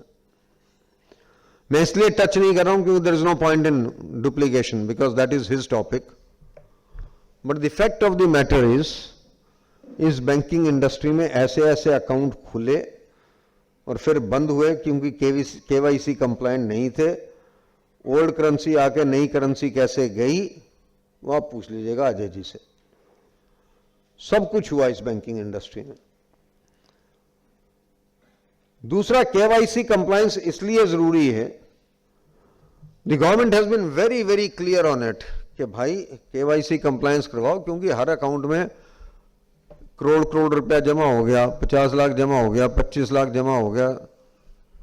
जिस अकाउंट में कभी 5,000 जमा नहीं होता था और उसमें 25 लाख जमा हो गया, तो वो कहते हैं भाई इसकी केवाईसी कंप्लायंस तो करवा लो यार, कमाल कर रहे हो, इसका नाम पता, इसका आधार कार्ड कुछ तो करो। और कई बारी तो आपको फोटो से पता लग जाएगा कि मेड की फोटो है या ड्राइवर की फोटो है, जमा हो रखा उसमें 25 लाख रुपया। KYC compliance is going to be the real burden on us, simple basis पे। वर्किंग पेपर में रिकॉर्ड कर लीजिएगा कि क्या करना, कौन कौन से अकाउंट आपने चेक किए, उसमें क्या क्या लिया हुआ था, इस पे छोड़ना मत बिल्कुल भी। इस डिमोनेटाइजेशन प्रोसेस में हर ब्रांच का ऑडिट या तो RBI के द्वारा या बैंक के द्वारा या कंकरेंट ऑडिट के द्वारा हो चुका। उनकी रिपोर्ट जरूर पढ़ लेना कि क्या क्या इरेगुलरिटीज उन्होंने दी हुई थी और कौन कौन सी इरेगुलरिटीज आपने देख ली हैं। Please read that report very carefully. उसमें से कुछ चीजें अगर आपको लॉन्ग फॉर्म में ले जानी पड़ती हैं, लॉन्ग फॉर्म में ले जाइए। हो सकता है कुछ मेन ऑडिट रिपोर्ट में ले जानी पड़े, उसको मेन ऑडिट रिपोर्ट में ले जाइएगा। कुछ डिस्क्लेमर्स हो सकता है आपको देने पड़े। आपको यह भी देखना पड़ेगा कि जब एक्सचेंज 4,000 हो सकती थी तो उस दिन 4,000 ही हुई। जो उस दिन की रिपोर्ट जानी थी रात तक, क्योंकि ये एक कंडीशन थी कि जो भी आप एक्सचेंज करोगे उसकी रिपोर्ट रात तक जानी है हर सूरत में। वो रिपोर्ट गई या नहीं गई, या वो रिपोर्ट पेंडिंग रही। अगर वो रिपोर्ट पेंडिंग रही तो उससे खराब चीज हो नहीं सकती। जो विड्रॉल का सिस्टम था वो क्या था, डिपॉजिट में कोई लिमिटेशन नहीं थी, कोई भी कर ले, परंतु ये था कि मेरे ब्याह पे कोई करने आएगा तो उसको ऑथराइजेशन होनी चाहिए, उसके सिग्नेचर अटेस्ट होनी चाहिए, और मेरे सिग्नेचर ब्रांच मैनेजर देखेगा, वो जो भी कैशियर है वो देखेगा कि वाकई में उससे टैली भी करते हैं या नहीं करते हैं। एक दो सैंपल ये चेक कर लेना जो ऑथराइजेशन रिकॉर्ड पे है उसमें मेरे सिग्नेचर बिल्कुल ही टैली नहीं करते, जिसके ब्याह पे जमा हुआ पैसा। वो कल कह देगा जी मेरे अकाउंट में क्रेडिट पड़ा हो, मुझे नहीं पता, I don't know. Unfortunately I am not that lucky कि मेरे अकाउंट में किसी ने जमा करवा दिया हो। पर जितने भी पीएम जनधन योजना वाले अकाउंट थे उनमें तो कितना कुछ हुआ, आपको बताने की मुझे जरूरत नहीं है। My humble request is please start looking at the deposit, the withdrawal, the exchange, and of course the other points which will be told to you. For the purpose of identification of NPA, there are two circulars of 21st November and 28th December, which will again be dealt with at detail by Ajay ji. उसमें extension दिया गया period का, पहले 60 दिन का और उसके बाद 30 दिन का और। पर उस सर्कुलर को अगर आप ध्यान से नहीं पढ़ोगे तो यू विल कमिट मिस्टेक। जब पहली बार सर्कुलर इशू किया तो उसमें पर्सनल लोन्स भी कवर्ड हैं, बिजनेस लोन्स भी कवर्ड हैं। पर जब दूसरी बार सर्कुलर 30 दिन के लिए और एडिशनल के लिए इशू किया, उसमें पर्सनल लोन्स कहीं कवर्ड ही नहीं है। मतलब कि हाउसिंग लोन, कार लोन, ये उसमें कवर नहीं किया कहीं के ऊपर भी। उन सर्कुलर्स में गफलत ये भी है, payable between 1st November to 30th December, payment becoming due before and after. There are such complicated words. छोटे छोटे सर्कुलर हैं, पर अगर इंग्लिश उसकी ध्यान से नहीं पढ़ी तो गड़बड़ हो जाएगी, ये बता सकता हूं आपको। क्योंकि यहां पे हमारे इंग्लिश मदर टंग तो है नहीं, इंग्लिश हमें मतलब कि कोई दे गया विरासत में हमारे को, हम बोलते हैं। हमारे यहाँ तो इंग्लिश ऐसे ऐसे लिख दें लोग, dear sir tomorrow I have to go and attend a cremation, I may not return. और भी सो इंग्लिश जो है वो हमारी मदर लैंग्वेज, मदर टंग है नहीं। इस दोनों सर्कुलर्स में इंग्लिश को अच्छी तरह से पढ़ लेना। और इसमें सबसे ज्यादा दिक्कत क्या आने वाली है, बैंक्स के पास शायद वो डेटा नहीं मिलेगा एट द ब्रांच लेवल। वो सेंट्रल लेवल पे तो कहीं ना कहीं डाटा कैप्चर हो जाएगा, ब्रांच लेवल पे हो पाएगा या नहीं हो पाएगा, I think that's $1 million question. To me there are going to be implementational issues in that दो सर्कुलर्स। अजय जी का ओपिनियन कुछ और हो सकता, I will definitely like him to throw some light on that. मेरा अपना मानना यह है, बैंक का सॉफ्टवेयर इस वक्त unless they modified to some extent may not be able to provide us the kind of information that we will seek from them based upon these two circulars. और अगर वो ना मिले, मैं ये कह रहा हूं, अगर तो मिल जाए, अजय जी बता दें कि हाँ जी मिलेगा जरूर, फिर कोई दिक्कत नहीं। अगर ना मिलता हो तो डिस्क्लेमर जरूर दे दीजिएगा। That's one request that I have to make to you so far as the demonetization is concern. Demonetization की अपनी भयंकर प्रॉब्लम्स हैं, डिटेल में बताएंगे Ajay ji. I am not competent to do that. Another point, friends, that one will like to talk of is with regard to what they say government guaranteed accounts. When I talk of government guaranteed accounts, 1:30 बजे तक का time है जी, कितने बजे तक? Because I think 2:30 you have to start in any case, otherwise you will not be able to finish. So I will go maybe another 15 minutes and finish off, जितना मैं कर पाऊंगा। गवर्नमेंट गारंटेड अकाउंट्स में दो तरीके के हैं, state government guaranteed, central government guaranteed. दोनों में एक चीज अब कॉमन है कि अगर इंटरेस्ट अगर ओवरड्यू हो गया 90 दिन से, प्रिंसिपल या इंटरेस्ट, तो आप इंटरेस्ट रिकॉग्नाइज नहीं कर सकते दोनों में। पर स्टेट गवर्नमेंट गारंटेड है तो अकाउंट एनपीए भी हो जाएगा। सेंट्रल गवर्नमेंट गारंटेड है तो अकाउंट एनपीए नहीं होगा। उसका कारण यह है कि सॉवरेन स्टेट की गारंटी है। You can't tell that our government is non performing. After all सरकार की गारंटी हो तो आप उसको नॉन परफॉर्मिंग नहीं ट्रीट कर सकते। और दूसरा बड़ा क्लियर सी बात है, जब कभी कोई व्यक्ति आपको यह कहे कि इट इज गवर्नमेंट गारंटेड, तो आपको भी गारंटी दिखा दो। वो दिखा देगा आपको एक चिट्ठी कैबिनेट सेक्रेटरी से आई हुई है स्टेट के कि we have agreed to give the guarantee, the state has agreed, cabinet ने एग्री कर लिया ना, it is not a guarantee. Guarantee is when it is executed between the three parties, lender, borrower and the guarantor, with terms and conditions. जब तक वो agreement नहीं है तब तक ये गवर्नमेंट गारंटेड अकाउंट नहीं है, चाहे वो स्टेट गवर्नमेंट का हो या वो सेंट्रल गवर्नमेंट का हो, किसी का भी हो। और स्टेट गवर्नमेंट गारंटेड लोन में कभी जाके ये पीछे मत पड़ जाना, इसका आपने डीआरटी क्यों नहीं किया, इसका फलाना क्यों नहीं किया, इसकी रिकवरी प्रोसीडिंग क्यों नहीं शुरू की। करेगा क्या वो बेचारा? असेंबली हॉल तो जाके अटैच कर नहीं सकता। और अगर असेंबली हॉल अटैच कर लेगा तो उसके अंदर जो लायबिलिटीज बैठी हैं उनको कौन डिस्पोज ऑफ करेगा? He can't do it. So don't even venture to do it. Just classify that as NP और doubtful, whatever you want to do it, leave it to them the way they want to deal with that. क्योंकि guarantee invoke उसकी थोड़ी ना करोगे आप। You will never be able to invoke the guarantee in the case of state. क्या बेच लोगे उसका स्टेट का? स्टेट के पास है क्या जो बेचना? अगर उनका नेट देखोगे तो नेगेटिव में ही होगा बेचारों का, सिवा कुछ स्टेट्स के। और सेंट्रल गवर्नमेंट गारंटेड लोन होगा नहीं। एक चीज और ध्यान रखिएगा कि जो सेंट्रल गवर्नमेंट गारंटेड लोन है उसमें यह जरूर पढ़ लीजिएगा कि फिक्स्ड रेट आपने गारंटी लिया हुई है या आपने फ्लोटिंग रेट की गारंटी ली हुई है। फ्लोटिंग रेट की लिए तो मुझे कोई चिंता नहीं। अगर फिक्स्ड रेट की गारंटी है पुरानी, उसने कहा वो 12% गारंटीड है, आप इंटरेस्ट चार्ज करते हैं अपने उसमें 15%, 13%, 14%, तो भैया वो इंटरेस्ट रिवर्स करवा के 100% का प्रोविजन करवा देना, चाहे सेंट्रल गवर्नमेंट गारंटीड हो, क्योंकि वो पोर्शन सेंट्रल गवर्नमेंट गारंटेड नहीं है। Let's be clear about that particular part. Another point, friends, that one will like to deal with is the demand loans. Demand loans are those which are against your fixed deposits, against your Kisan credit card, Kisan credit card कह रहा हूँ, against your KYCs,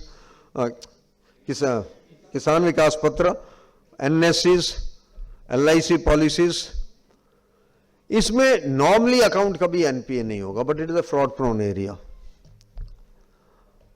इसमें fraud prone area fix deposits में थोड़ा कम हो गया, नहीं तो फिक्स डिपॉजिट में खूब गफलत होती रही. पर इसमें यह जरूर देख लीजिएगा कि जो प्रोसीजर बैंक ने ले डाउन किया टू गेट द लियन मार्क्ड, वो प्रोसीजर फॉलो हुआ या नहीं हुआ. अगर नहीं हुआ तो लॉन्ग फॉर्म ऑडिट रिपोर्ट में पूरे डिटेल में लिख दीजिएगा. क्योंकि अगर एलआईसी पॉलिसी को मैंने बाई हैंड भेज दिया ना लियन मार्क करवाने के लिए, तो मुझे पता नहीं कि डुप्लीकेट आ रही है या ओरिजिनल आ रही है, या जो है ही नहीं वो आ रही है. It should go by registered AD, come back by registered AD. Let's be very clear about it. जो प्रोसीजर बैंक ने ले डाउन किया हुआ है, क्योंकि अदरवाइज क्या फ्रॉड होगा पता नहीं. किसान विकास पत्र में, फिक्स डिपॉजिट रिसीट में जिस जिस तरीके के फ्रॉड होते रहे, I can't tell you. 96 the banking industry was poorer by more than 900 crores in respect of the Kisan Vikas Patra loans, only because of this reason. So I will stop here so far as this particular part is concerned. Educational loan, बहुत अच्छी बात बताते हैं अजय जी. मैं तो सिर्फ एक loan का किस्सा आपको सुना सकता हूं. दिल्ली में एजुकेशनल लोन के लिए उसने एप्लीकेशन दी, और वो कहता है जी एजुकेशनल लोन मुझे लेना क्योंकि मुझे अपने छत के ऊपर एक स्टडी रूम बनाना बच्चे का. To build a study room for the child, it is a educational loan. मैं तो हैरान हो गया भाई, क्या क्या इनोवेशन होती है. अरे आपका एजुकेशनल लोन वो है जो बच्चे की आपने फीस देनी है, हॉस्टल फीस देनी है, कुछ और देना है, मणिपाल यूनिवर्सिटी में भेजना. आफ्टर ऑल ये पैसा जा तो वहीं रहा है ना जहां जहां जाना चाहिए, क्योंकि सारे पॉलिटिशियन ही रन करते हैं इन यूनिवर्सिटीज को, हम तो रन कर नहीं रहे, और उन्हीं के लिए लोन हो रहे हैं. और इस लोन में हाईएस्ट परसेंटेज ऑफ एनपीए है, ये ध्यान करें. Percentage wise highest 60 to 70% of the loans are NPAs. पर सरकार कह रही देते रहो. पहले कांग्रेस भी यही कह रही थी, बीजेपी भी यही कह रही कि इसको मत रोकना लोन को, क्योंकि बच्चे का भविष्य ना खराब हो जाए. अरे पर ये तो देख लूं कि जिस बच्चे को लोन दिया था, लोन तो दिया था 5 साल की डिग्री के लिए, 6 साल हो चुके, लोन का कुछ अता पता नहीं है. 2 इंस्टॉलमेंट लेके बाद में आया नहीं क्योंकि पढ़ाई छोड़ चुका है. तो भैया इसका क्या करूं, ये तो गया. जहां पे 2 इंस्टॉलमेंट गई, 3 इंस्टॉलमेंट गई और उसके बाद वो आया ही नहीं लेने, तो उसका क्या करूं. क्योंकि ये तो हर साल जानी चाहिए ना फीस, तो एक बार तो नहीं जाएगी. तो उसने तो लिया ही नहीं, और इसमें तो डिग्री है, बाकी कुछ है नहीं. हमने तो सीएस के बच्चों को भी दिलवाया educational loan bank of Baroda से. सच्ची बात ये है, जब हमारे बच्चों ने एनआईएफएम में और सेंटर ऑफ एक्सीलेंस में, क्योंकि फीस हाई होती थी जीएमसीएस की, तो उसके लिए बैंक ऑफ बड़ौदा से हमने लोन सैंक्शन करवाए बच्चों के. बट हमारे यहां तो फिर कोई सिस्टम था, कई यूनिवर्सिटीज में तो सिस्टम ही नहीं है. और ये देख लीजिएगा जाके वेबसाइट के ऊपर, वो कह रहा है कि यहां की फीस 5 लाख रुपया है, उस यूनिवर्सिटी की वेबसाइट कह रही है कि यहां की फीस 1.5 लाख रुपया है. तो पूछ लेना भाई 5 जी, बाकी 3.5 लाख कहां लेके जाना, क्या अंडरस्टैंडिंग की है ट्रस्टीज के साथ, वो और बता दे तो पता लग जाएगा आपको. Housing loans, housing loan is such a great thing कि एक व्यक्ति 6 बैंकों से लोन ले चुका एक ही प्रॉपर्टी के अगेंस्ट, और ओरिजिनल डॉक्यूमेंट उसके घर पड़े हैं. ऐसे ऐसे केसेस हैं बैंकिंग इंडस्ट्री में.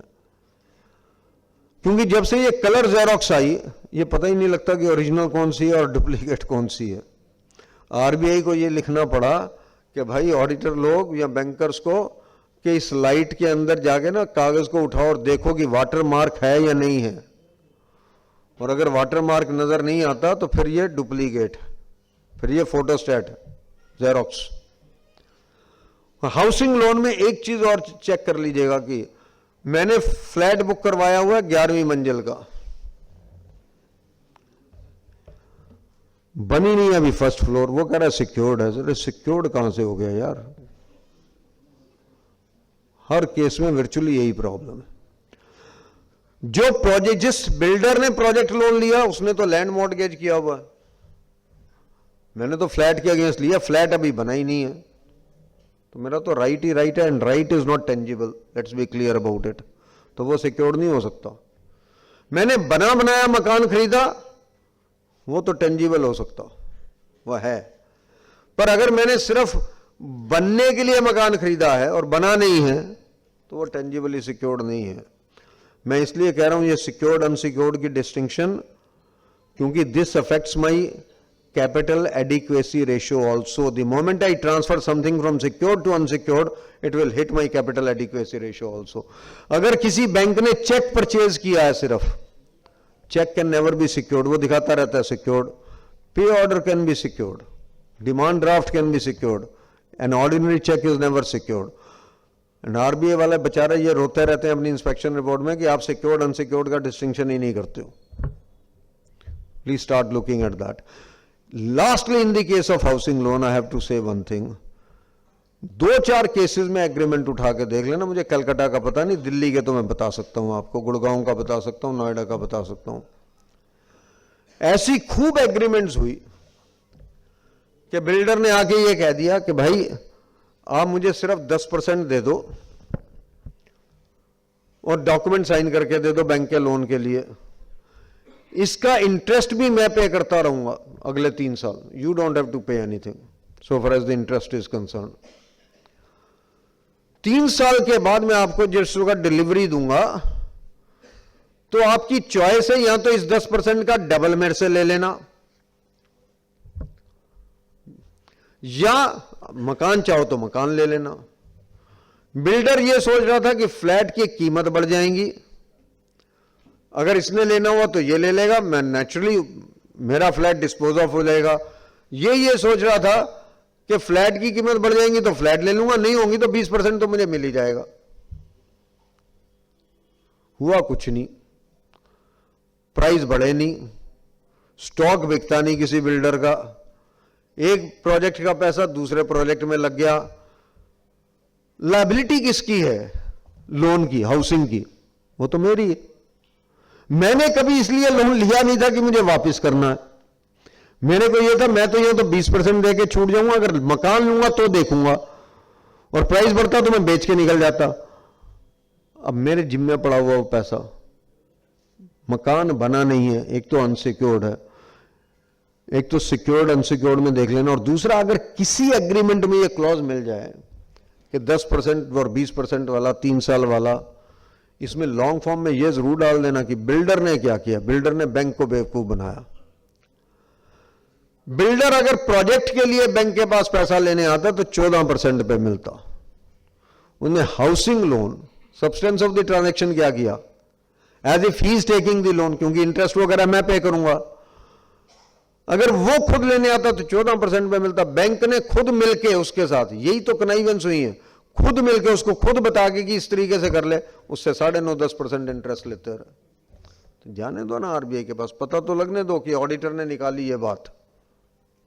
मिलेंगे आपको, कम से कम दिल्ली, नोएडा, गुड़गांव तो भरा पड़ा इन केसेस के साथ। I can tell you that.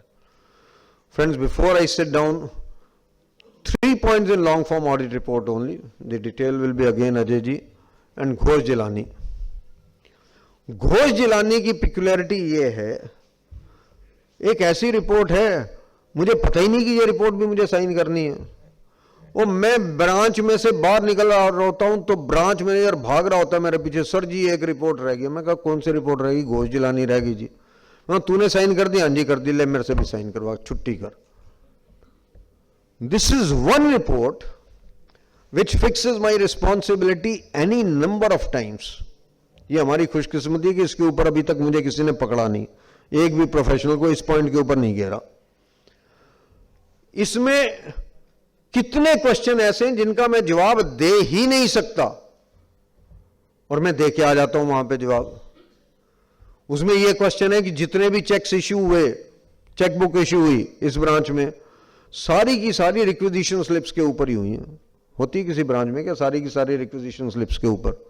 कभी तो प्लेन पेपर पे भी एप्लीकेशन लिख के होती है, मैं कहता हूं हाँ जी। और सपोज कीजिए किसी चेकबुक में ये फ्रॉड हो जाए तो क्या होगा? Am I not responsible?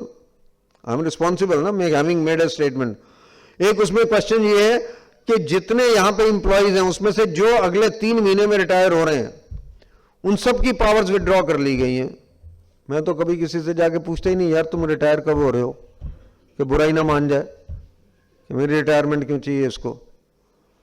और अगर ये मुझे पता नहीं है then why should I comment on that. PNB में लास्ट डे को एम्प्लॉय फ्रॉड कर गया, मैं नाम लेके बात कर रहा हूं, कौन रिस्पॉन्सिबल है? Am I not responsible for having said कि ऑल पावर्स वर विथड्रॉन? कहीं ना कहीं तो रिस्पॉन्सिबिलिटी है मेरी, नहीं पकड़ा मुझे किसी और ने, बात अलग है। क्वेश्चन है कि जो सर्वर रूम है उस पर किसी की एंट्री नहीं है। अरे सारे लंच में बैठ के वहीं ताश खेलते हैं, खाना भी वहीं खाते हैं, रोज देखता हूं मैं। और मैं कहता हूं हाँ जी बिल्कुल एंट्री बैन है। अरे कौन सी एंट्री बैन है यार, देख तो लो, दाल के दाग तो अभी तक नजर आ रहे हैं वहां पे पड़े हुए। Why should I answer these questions? पहले एक क्वेश्चन होता था which has lost its relevance today। पहले ये क्वेश्चन था कि जब चेक्स क्लियरिंग के लिए जाते हैं यहां से, उसके साथ एक बंदूकधारी जाता है। अरे मुझे क्या पता बंदूकधारी जाता नहीं जाता, मैं बाहर निकल के जाता नहीं था कि मेरी तरफ ना तान दे बंदूक को। I'll never go out. Unfortunately, we keep on answering all these questions। उसमें है कि जो चेकबुक पे ऑर्डर्स डिमांड ड्राफ्ट्स बने हैं उस पेपर से बने हैं कि अगर मैं उसके ऊपर लिखूं और उसके ऊपर फिर केमिकल लगाऊं तो वह दाग छोड़ जाएगा। मैंने तो कभी पानी लगा के भी नहीं देखा यार। और अगर आपने वाकई में आंसर करना तो एक लीफ तो कम से कम लेके अपने रिकॉर्ड में रख लो कैंसिल करके कि हाँ जी ये की थी चेक और ये दाग छोड़ के गया। एक के पास नहीं मिलेगी हम में से, और कहीं वर्किंग पेपर में नहीं मिलेगा कि कौन से नंबर की लीफ चेक की थी। But I keep on writing, believe me, for ages together, ages मैं बता रहा हूं आपको। We have been, the moment we start from the office, हम क्वेश्चन आइडेंटिफाई कर लेते हैं। अब तो हर साल के पता ही है कौन से क्वेश्चंस हैं, उन पे स्टार लगाया हुआ है और नीचे लिखते हैं in respect of the starred questions we are unable to answer. हमसे ना आज तक आरबीआई ने पूछा ना बैंक ने पूछा। मैं तो इवन हम तो as even central auditors we have been doing the same thing. Branch auditor नहीं करता, हम उसकी कंसोलिडेशन में भी वही लिख के भेजते हैं, so that at least the responsibility of the auditors is gone. तो मेरी रिक्वेस्ट है, क्वेश्चन पढ़िए तो सही कि घोष जिलानी ने क्या पूछा। वो पूछता है कि जब कोई कस्टमर अंदर आता है ब्रांच के अंदर तो वो डायरेक्टली कैशियर के पास जाता है या मे आई हेल्प यू काउंटर के पास जाता है? अरे पूरी ब्रांच में मे हेल्प यू काउंटर नहीं, कंकरेंट ऑडिटर के लिए तो टेबल नहीं है, मे हेल्प यू काउंटर कहां से होगा? I say yes he goes to the may help you counter. अरे कौन सा मे हेल्प यू काउंटर यार? Please start reading these questions, humble request to you.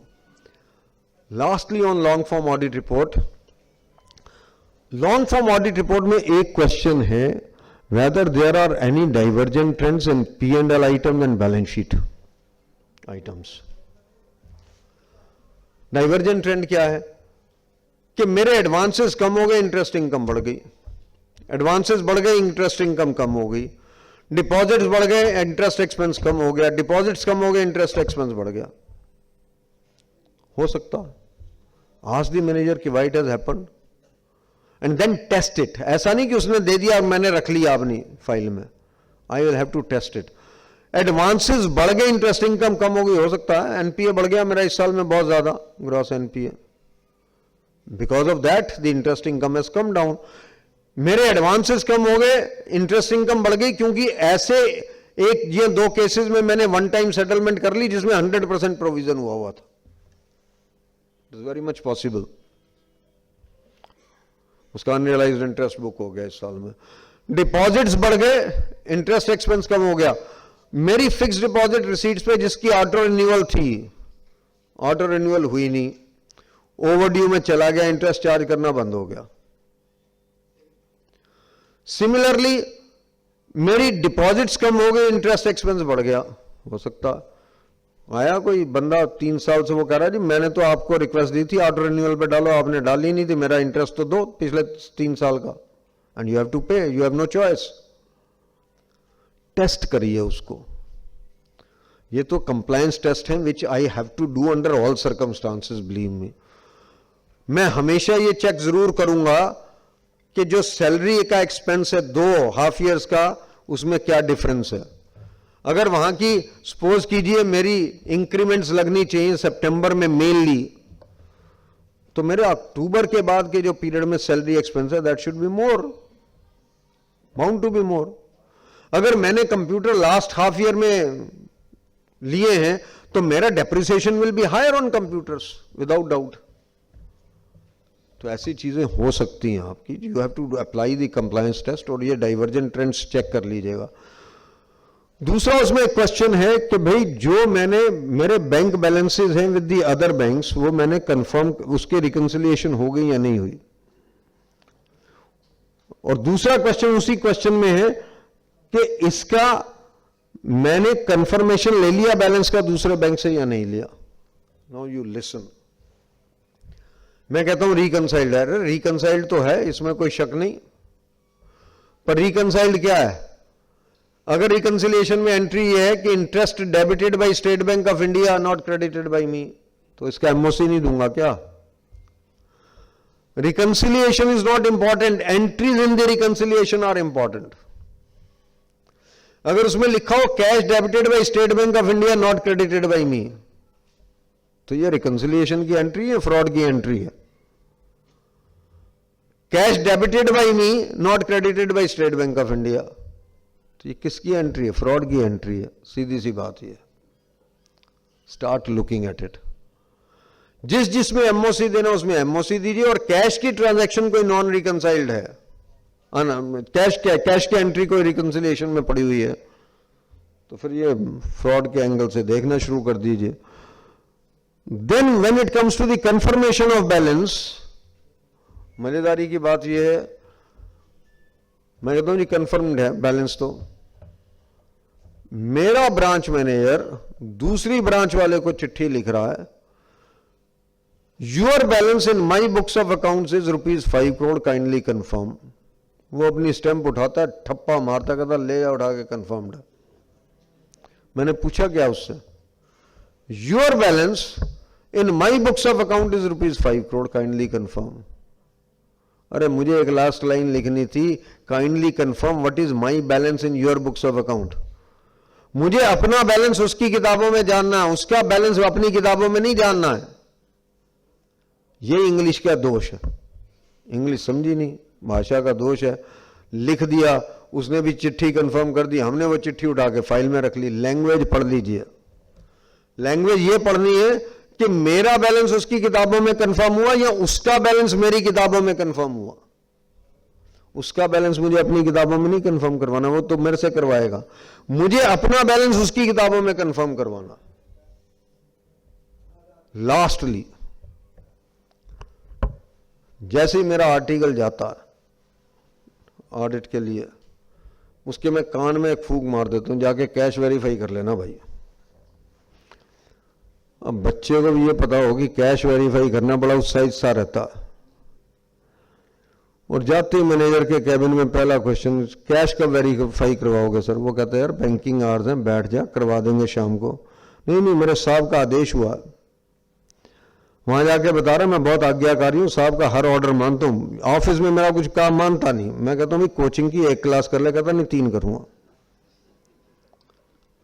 वहां पे बता रहा मैं बिल्कुल आज्ञाकारी हूं, मैं discipline soldier of this office basically. इसलिए मैंने कहा ऐसा लगता है कई बार कि बच्चा पड़ोस वालों का भेज दिया वहां पे ऑडिट करने के लिए।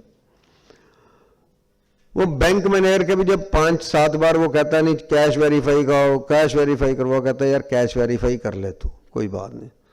वो उठा के अपना कलम पेन घुस जाता कैश चेस्ट के अंदर, और जैसे ही कैश चेस्ट में जाता है आंखें खुली की खुली, आगे कैश, पीछे कैश, नीचे कैश, ऊपर कैश। इतना कैश ना सीए के ऑफिस में ना घर पे कहीं देखा नहीं होता।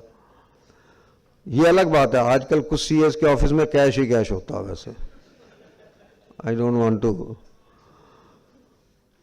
वो फिर उसको काउंट करना शुरू करता है गड्डियों को, 1 2 3 4 85 ही काउंट्स हिमसेल्फ उसकी प्रेजेंस में, वो जो कैशियर है।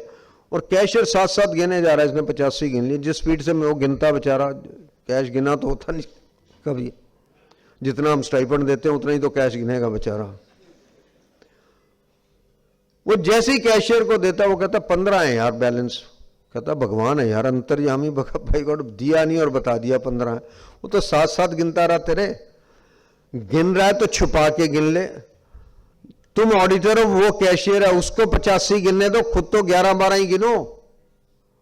You count 12, make him count 88, you count 88, he counts 12। ये बच्चे को बताना पड़ेगा। और खुदा ना खास्ता कोई गलती पकड़ ले 10,000 20,000 कैश की, 15,000 की, वहीं पे बैठे बैठे अपना स्टेटस अपडेट फेसबुक के ऊपर, व्हाट्सएप पे एक ब्रांच मैनेजर रगड़ दिया। अरे भाई अगर 10,000 की गलती मिली, 15,000 की मिली, 25,000 की मिली तो वही गलती है बस। एक और सिस्टम है जिसपे क्वेश्चन है लॉन्ग फॉर्म ऑडिट रिपोर्ट के अंदर। पे ऑर्डर इशू होते हैं, एलसीज इशू होती हैं, ट्रेवलर चेक्स इशू होते हैं, फिक्स डिपॉजिट रिसीट्स इशू होते हैं। उसका सिस्टम पे प्रॉपर कंट्रोल है या नहीं है वो मैं देखता नहीं। उसमें अगर एक गलत मैंने इशू कर दी कहीं पे, कितने करोड़ का या लाखों का फ्रॉड हो सकता मुझे पता नहीं, वो मैं उसको बताता ही नहीं कि भी तूने जाके ये भी चेक करना। तो मेरी विनती ये है कि जब बच्चा जाए उसको कुछ गाइडेंस हमने ही देनी है।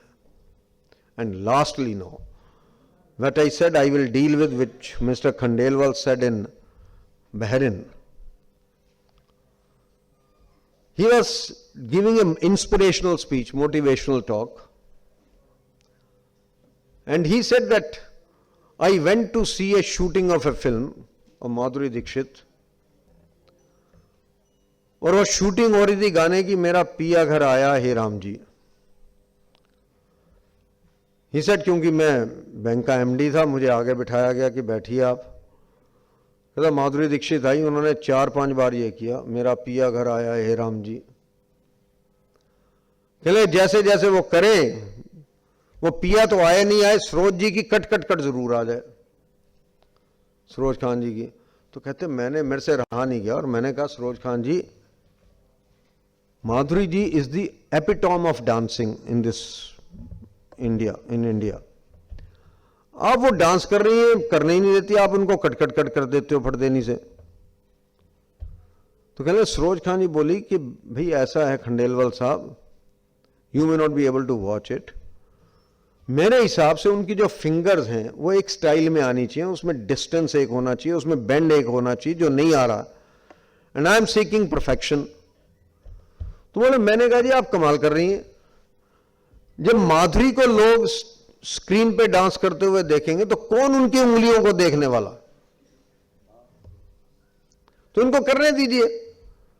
तो कहने सरोज जी बोली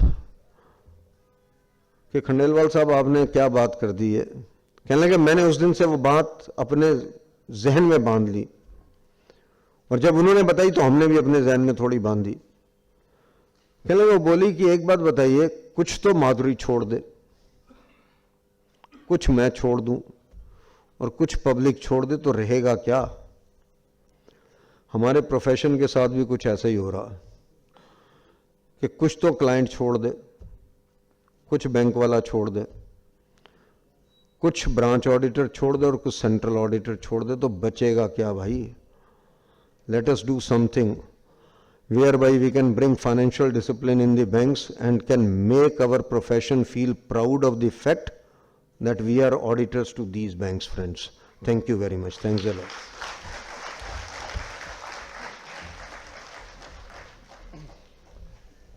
I think a truly inspirational speech at the end by our past President Amarjit Chopra. Again, a big round of applause for him. Sir, we got a very nice message from you that there should be a controller, a person who can be trusted upon, and we as auditors will definitely do our duties at our best. We'll close up the first session followed by lunch, but before we do that, may I request Sanjay Jain to please come forward and offer a memento to our President. We'll break for 30 minutes and then reassemble at 2 p.m. to follow with the second technical session. A bigger applause for the speaker. Thank you so much, sir.